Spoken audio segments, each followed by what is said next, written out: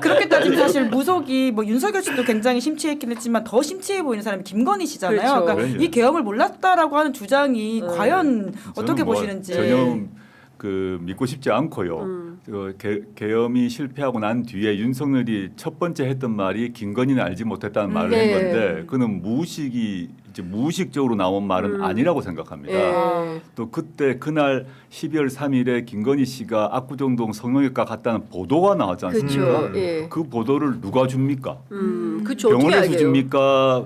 병원에서 줄 리는 없어요. 그렇죠. 그러면 본인이 흘렸을 가능성이 많은데 왜 김건희 씨가 그날 성형외과 갔다는 얘기를 왜 흘렸을까?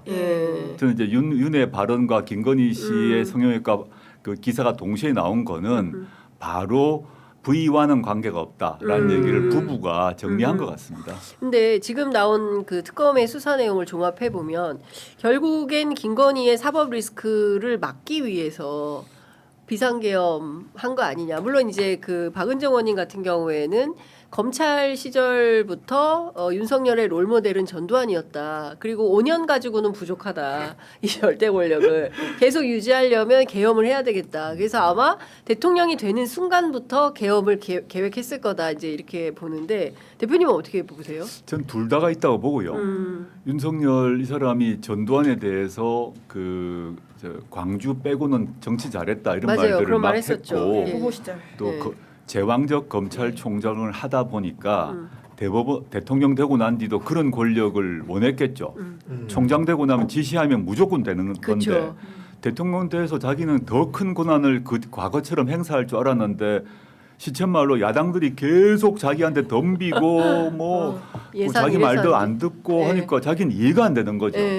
검찰총장이란 작은 권력을 가졌을 때 아무 문제가 없었는데 큰 권력을 가졌는데 야당 사람 언론에서 계속 발목 잡고 괴롭힌다고 생각했을 거예요. 자기 생각에는. 그래서 이것들 봐라 생각했겠죠. 그게 하나 있고 근데 본격적으로 계엄을 논의한 시점을 생각하면 저는 명태균 게이트, 도이치모터스 특검 요 시기가라고 봅니다. 그때 김건희 씨가 대통령실 사저에서 가만히 있지 않았을 거라 생각합니다. 그 김건희 씨인데요. 그러니까 김건희 씨랑 도대체 무슨 관계냐. 그러니까 저도 취재해 보면 국민의힘 당시에 후보 수행을 했던 관계자들이 평범한 부부 사이라고 생각하시면 안 돼요. 매우 특수한 부부 사이예요. 그리고 사실상 여사님의 그 절대적 영향력이 있다. 그래서 되게 집에서 부인이 입김이 세고 그렇지 않습니까? 그랬더니 그런 차원이 아니다. 절대적 관계다. 이런 얘기를 하는데 혹시 그의 사생활이라서 잘은 모르겠으나 굉장히 특이하지 않습니까? 김건희와 윤석열. 검사실부터 여러 그 부부에 대한 풍문들이 있는데요. 그걸 제가 말씀드릴 수는 없고 저는 이랬다고 생각합니다. 추측합니다. 뭐냐면 윤석열은 이제 이렇게 머리 구조가 사고 구조가 만들어졌다고 봅니다. 뭐냐면 결과적으로 김건희가 예언하는 대로 자신의 진로가 형성되고 지위가 올라갔다라는 여러 반복된 경험을 했을 것 같아요. 김건희 시킨 대로 했더니 뭐도 되고 총장도 되고 대통령도 됐다. 그 다음에 조언도 다 따르는 그 김건희의 조언을 따르면 다 성공한다, 출세한다라는 것을 김건희 씨가 계속 반복 주입했을 것이다. 그래서 그 명태균이 얘기했던 거 있지 않습니까? 그 술 취한 무사 어깨 위에 그렇죠. 안전뱅이 주술사가 앉아 있다. 정확히 그게 묘사한 거라고 봅니다.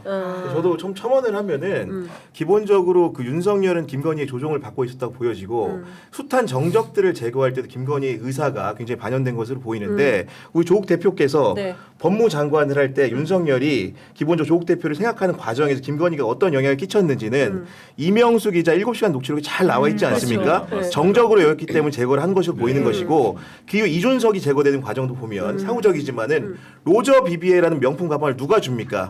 이준석에 이어서 대표가 된 김기현의 부인이 주지 않습니까? 정적을 제거할 때 김건희의 의견이 작동한 것을 보일 수가 있는 것이고 마지막으로 그렇게 좋아했던 사랑했던 한동훈도 제거를 합니다. 왜?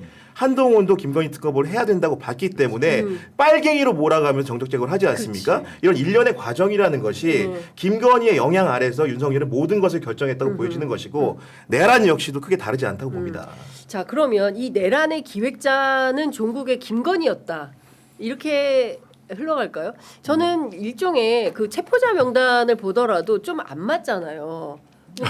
되게 이상하잖아요. 그러니까 뭐 이를테면 내각이면 내각, 국회의원이면 국회의원 이게 딱 종류가 명확해야 되는데 그게 아니라 뭐 느닷없는 사람들이 한 명씩 있잖아요. 뭐 이를테면은 그 양정철 원장이라든가 그래서 누군가의 사감이 들어간 체포 명단이다 이렇게도 보이는데 대표님은 어떻게 보십니까? 저도 그렇다고 보고요. 네. 우리 구 기자님 말씀하신 것과도 연결이 되는데 네.